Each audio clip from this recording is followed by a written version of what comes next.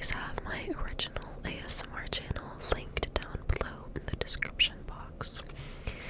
And also, as always, all of my notes are going to be on this side of the screen, which is why I will be looking over there throughout the video. But without further ado, let's get started. So first we're going to start on background information regarding the two shooters. And first we're going to start with Eric Harris. Eric David Harris was born on April 9th, 1981 in Wichita, Kansas to Wayne and Kathy Harris. His father was a former U.S. Army soldier and his mother was a homemaker. The family moved frequently due to his father's job, eventually settling in Littleton, Colorado, when Eric was in middle school. Eric was an intelligent, well-spoken child, and although his family was relatively stable, Eric's behavior began to exhibit signs of deep-seated anger and aggression from a young age. Eric had a history of trouble with authority. He was described as manipulative and controlling by those who knew him, and he often showed a penchant for cruelty, particularly towards animals. As a teenager, Harris exhibited more antisocial behavior, which continued to escalate as he grew older. At Columbine High School, Eric was known for his angry, sarcastic demeanor and had been involved in several minor incidents, including run-ins with teachers and students. His behavior deteriorated further when he started making violent threats and obsessing over weapons. He was diagnosed with depression and prescribed medication, but his mental state seemed to worsen over time. Eric was also a self-proclaimed misfit, and he cultivated a sense of superiority over others. He was particularly fixated on violence and had an obsession with power and control. Eric's writings, which included journals and online posts, revealed his deep contempt for society, school, and the people around him. He fantasized about carrying out violent acts, and over time, these fantasies became more elaborate and real. Now we're going to move on to the second shooter. Dylan Bennett Klebold was born on September 11th, 1981 in Lakewood, Colorado, to parents James and Susan Klebold. Unlike Harris, Dylan came from a seemingly more stable and nurturing family background.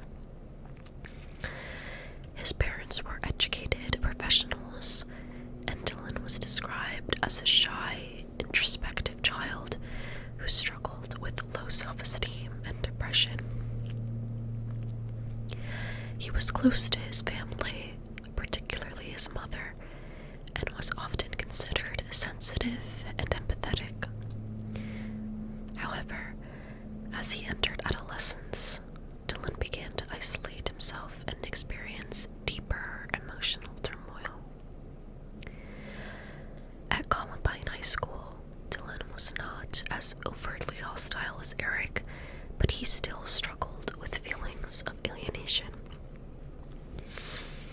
He was known to be quiet and reserved, though he was also, again, not as openly aggressive or manipulative as Eric.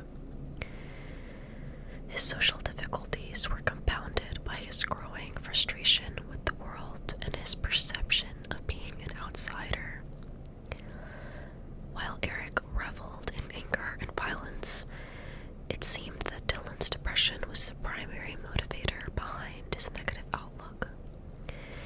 He also felt increasingly isolated, and his journal entries often reflected his deep sense of despair, loneliness, and worthlessness.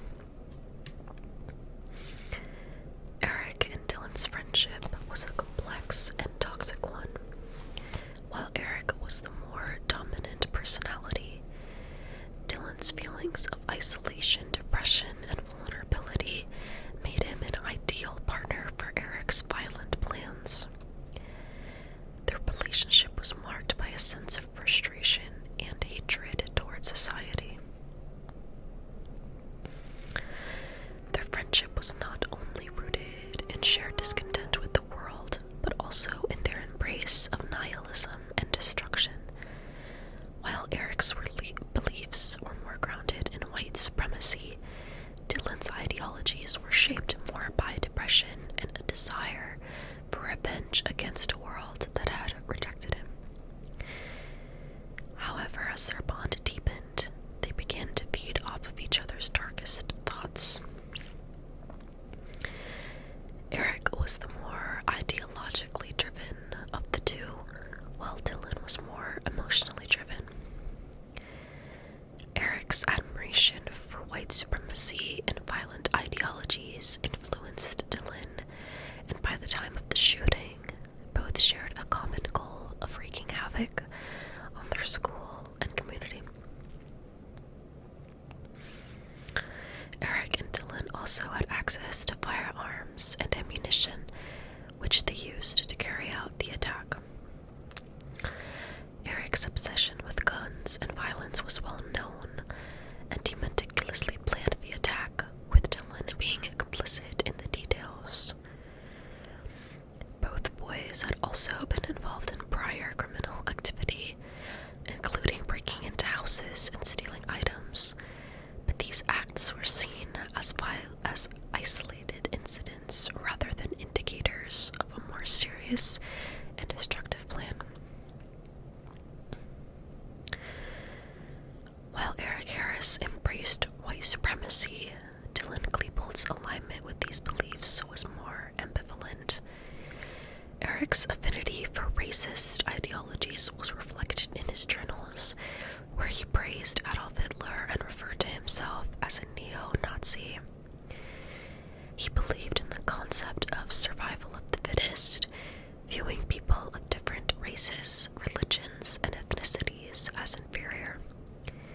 His hatred for the weak and those he deemed unworthy of life was one of the driving forces behind the shooting. Eric's views were clearly evident in these writings, which portrayed a desire to bring chaos, destruction, and the eventual overthrow of societal norms. While Dylan did not seem to fully share these beliefs, his bond with Eric allowed him to be complicit in Eric's violent worldview.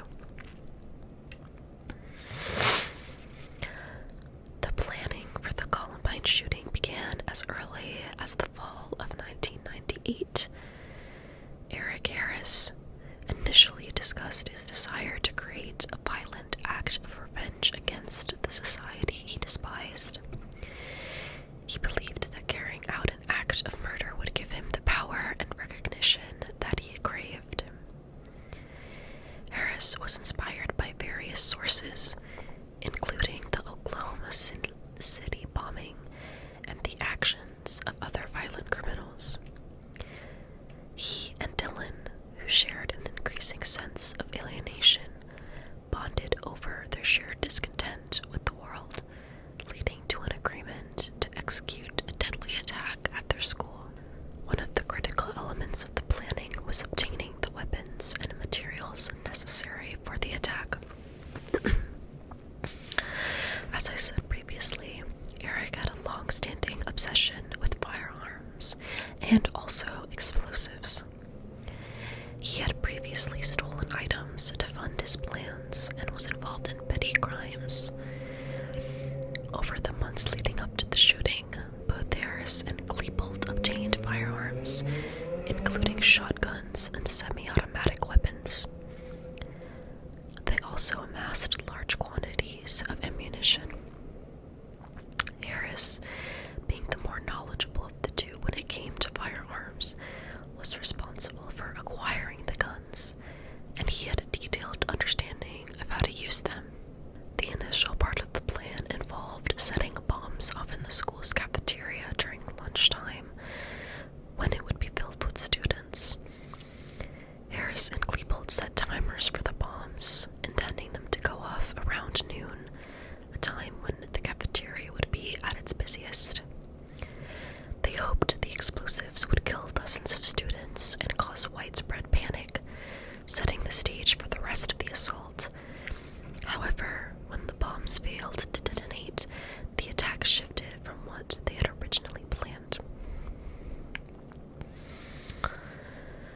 Eric Harris's online presence and personal journals also played a significant role in the planning. Harris often posted about his frustrations and violent fantasies on the internet, where he communicated with other like-minded individuals. He frequently discussed the logistics of his attack, detailing his desire to kill and his feelings of superiority. His journals, which were recovered after the attack, as I mentioned before, revealed his deep contempt for society and his need for destruction. Harris's writings also suggested a level of obsession with media coverage, as he believed the shooting would gain widespread attention, and he fantasized about being remembered as a powerful figure. Dylan, while more reserved, also contributed to the planning, albeit with less conviction. Dylan's writings were filled with despair, but he eventually embraced Eric's ideology and participated in the planning, even though he may not have been as fully committed to the act as Eric was. In the weeks before the shooting, Harris and Klebold spent time surveilling the school and finalizing their attack plans. Of course, they were familiar with the school layout and the daily routines of the students, which helped them select their targets and determine the best time to strike. They even rehearsed aspects of the attack, ensuring that their escape routes and positions were well understood. They had an escape plan in mind, though it ultimately failed due to the failure of their bombs and their inability to execute the second part of their plan as intended. The final preparations took place in the days leading up to April 20th, 1999.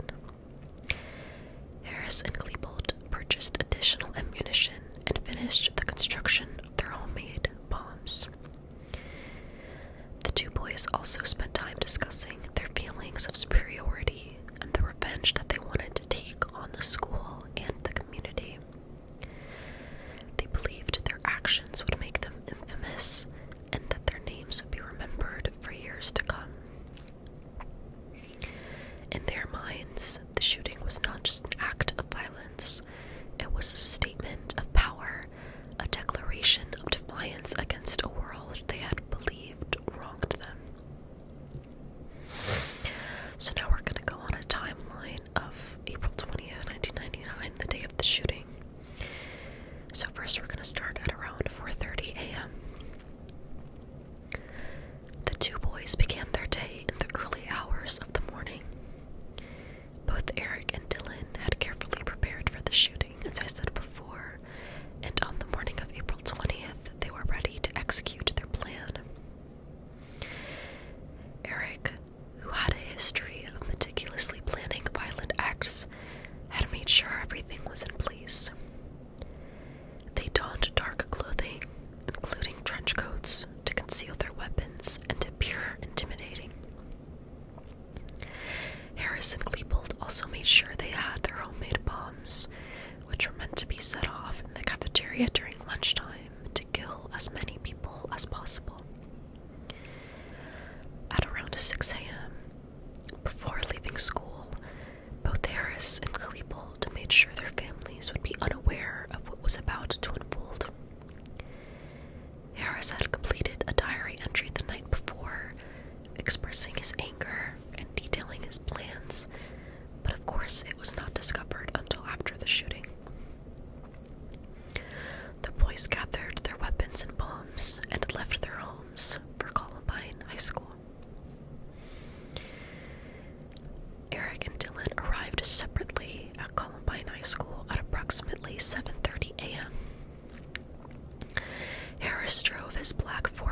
Harris, while Klebold drove his blue Chevrolet.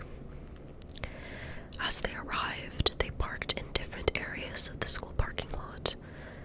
Their plan was to carry out the attack alone, using their weapons and explosives. The boys entered the school carrying duffel bags filled with weapons, ammunition, and their bombs. As they made their way through the parking lot, they encountered several students but did not draw attention to themselves.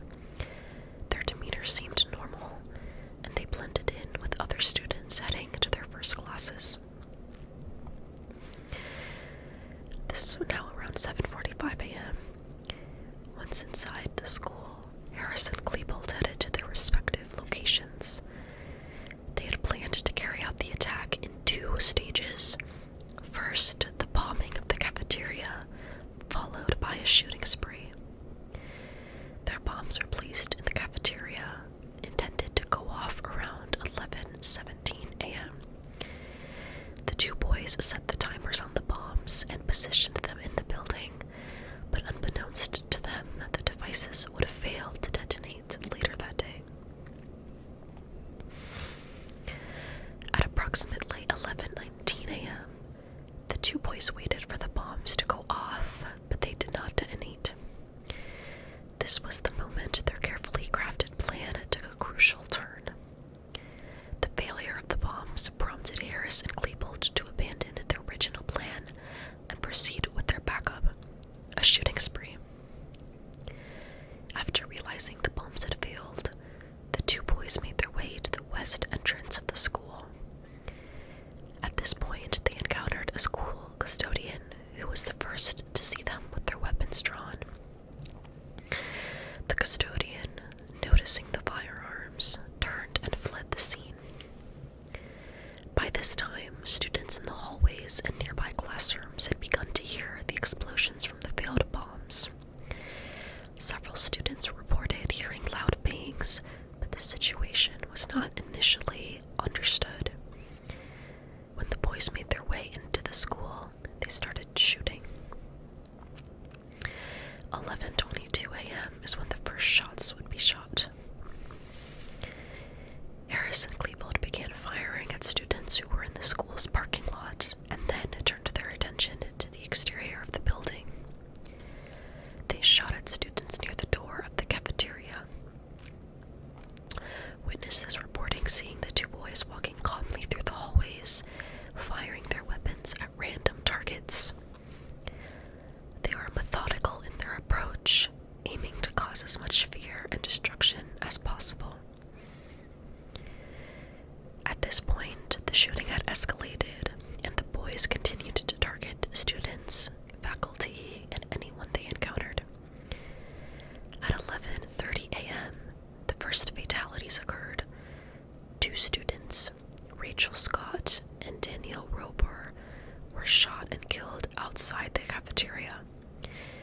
Both were innocently standing in the courtyard near the entrance. Within minutes of the shooting beginning, law enforcement and emergency responders began to arrive at the school. The first 911 calls were made by students inside the building, many of whom had witnessed the violence or were in immediate danger. The school went into lockdown, with students barricading themselves inside classrooms and hiding in closets, lockers, and even under desks. The police initially struggled to gain control of the situation. There was confusion over the exact locations of the shooters inside the building, and the police had to wait for backup before entering the school. The tactical officers who responded were preparing to enter, but were hesitant because of the nature of the situation and the unknown locations of the suspects. Meanwhile, Harris and Klebold moved freely throughout the hallways of the school. They had planned this meticulously, and their coordination was evident as they moved from one area to another. They shot at students who had attempted to escape or hide, and their next set of targets was inside the school's library.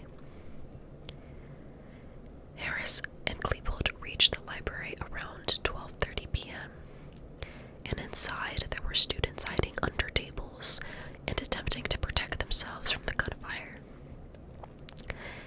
In the library, the boys shot and killed 10 more people, and several others were injured. At one point, they taunted the students in the library, calling out to them and even asking one student if he believed in God. The situation in the library was one of chaos and terror, with some students later recounting how the shooters seemed to be enjoying their sense of power. At around 12:45 p.m., after the killing spree in the library, the two boys briefly retreated into different parts of the school. At this point, the death toll had risen, and the shooters had caused significant chaos and panic. They began to feel the weight of their situation, though they had no intention of surrendering. They planned to escape, but their next steps remained unclear. At around 1 p.m., Harris and Klebold retreated into a stairwell where they would ultimately end their lives. After committing the murders, the two boys moved towards the school's basement and hallway area, where they ultimately died by suicide using their weapons. The shooting ended with their deaths, marking the tragic conclusion of one of the deadliest school shootings in U.S. history. The police and SWAT teams had surrounded the school by this point, and they had already begun evacuating students. It took hours to clear the building and ensure that all the students were safe. The aftermath was marked by shock, grief, and disbelief as the authorities and the community struggled to come to terms with the tragedy. The day of the Columbine High School shooting was marked by chaos and destruction. What began as a calculated plan to carry out a bombing attack quickly turned into a horrific shooting spree after the bombs failed to detonate. Eric Harris and Dylan Klebold's actions that day left 13 people dead and many others wounded. This shooting was a turning point in how school shootings were understood in the United States and raised questions about gun access, mental health, and the warning signs of violent behavior. The day ended with the shooters taking their own lives, leaving behind a legacy of trauma for the survivors, their families, and the nation as a whole. So that is the case of the 1999 Columbine shooting.